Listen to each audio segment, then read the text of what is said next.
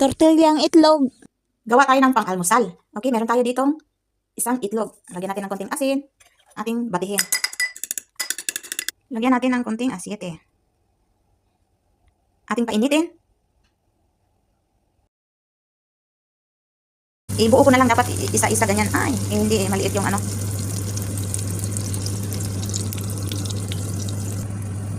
Masarap no. Sa tingin pa lang masarap na. Yung ginati kong itlog may halong cheese, kaunti lang. Ready na ang ating pang-almusal na tortilla di tomate con queso con bell pepper.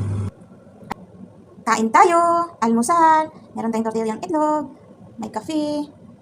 Sold na ang dyan. Okay.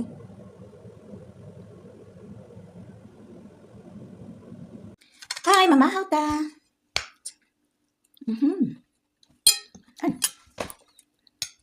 Yummy. Ayan, may sibuyas, kamatis.